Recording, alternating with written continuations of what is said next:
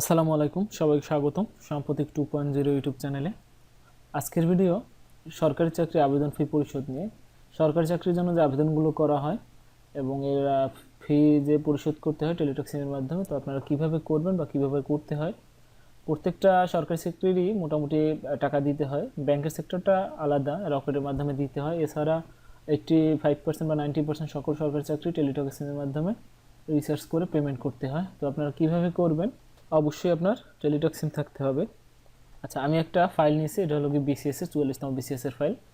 তো আপনারা জানেন শুধু বিসিএস না, প্রত্যেকটা ফাইলে আবেদন করার পর একটা ইউজার আইডি পরে, এই একটা ইউজার আইডি, আর এই আইডিটাই সর্বশেষ আরেকবার থাকে। এই যে এখানে আপনার এই যে একটা ইউজার আইডি এবং পাসওয়ার্ড দেওয়া, সরি একটা ইউজার আইডি দেওয়া আছে এবং আপনার কীভাবে ফি পাঠাবেন এর একটা নমুনা দেওয়া আছে। আচ্ছা, সর্বপ্রথম কি বলছে, first SMS format BCS space user ID space send to 16 নাম্বারে। আচ্ছা, শুরুতে আমরা একটা মোবাইলে যাইতেছি। আচ্ছা, মোবাইলে আসার পরে সর্বপ্রথম আপনার মেসেজ অপশনে যাবেন। মেসেজের উপরে রাইট মেসেজে ক্লিক করবেন। এরপরে ওরা যেভাবে নির্দেশাবলী দিচ্ছে সেমভাবে আপনারা প্রথম লিখবেন বিসিএস স্পেস ইউজার আইডি। আচ্ছা, আগেই বলে নেই বিসিএস এর জায়গায় এখানে অন্য কিছু হতে পারতো, যেমন যদি এনএসআই অ্যাপ্লাই করতেন আপনারা তখন এখানে শুরুতে হতো এনএসআই, যদি বিপিএসসি করতেন তো হতো বিপিএসসি, বা যদি করতেন বিটিই তখন আসতো বিটিই। যে অধিদপ্তরটা যেভাবে ওরা দেয় আর কি সেম ভাবে প্রথম সংখ্যাটুকু লিখবেন। ওরা যেহেতু বলছে প্রথমত ফার্স্ট এসএমএস ফরম্যাট বিসিএস দিতে, তো আমরা বিসিএস দিলাম। এরপর ইউজার আইডি কি দিছে সিএস সিএস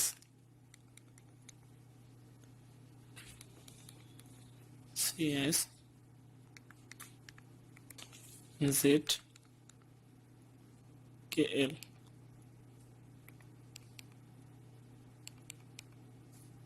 আচ্ছা, এরপরে সেন্ড করবেন। সেন্ডিং নাম্বার সবসময় মনে রাখবেন, এটা কমন 16322। Sending number 16322। আচ্ছা, এরপরে আমরা এই নাম্বারে সেন্ড করে দিলাম।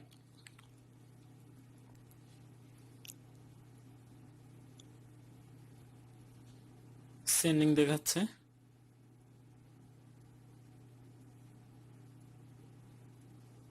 সেন্ড।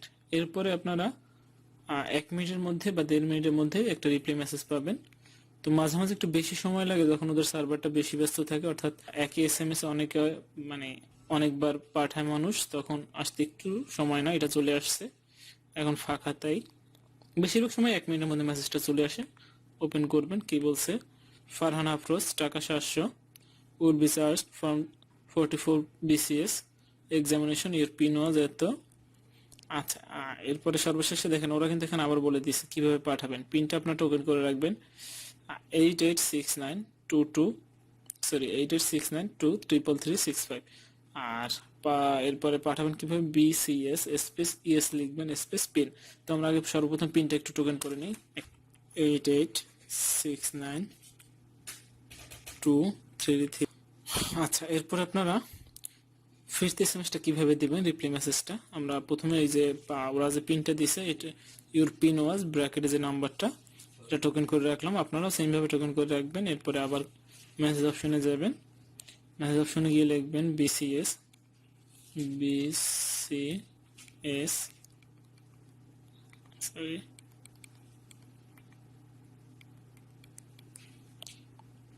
স্পেস স্পেস ইয়েস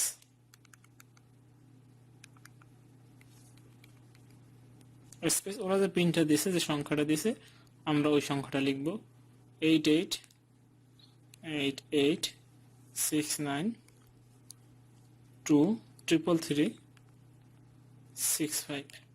আপনারা মনে রাখবেন টেলিটকের যে মেসেজ সিস্টেম, এটাই মেসেজ সিস্টেম। সবসময় এইভাবে আপনারা টাকা পেমেন্ট করতে পারবেন, নিজের টেলিটক থাকলেই অথবা আপনার বন্ধু বান্ধব কাছে কেউ থাকলে আপনার পেমেন্ট করতে পারবেন। শুধুমাত্র দুটো এসএমএস আপনার এক্সট্রা চার্জ কাটবে 336 টাকা। যাই হোক, এখানে BCS space ES space PIN নাম্বারটা দিলাম। সেম ভাবে ওরা কি বলছে, second SMS format BCS space ES space PIN. তো আমরা এরপরে সেন্ডার নাম্বার বলছে 16322, কমন নাম্বার যেটা 16222 ওকে সেন্ড।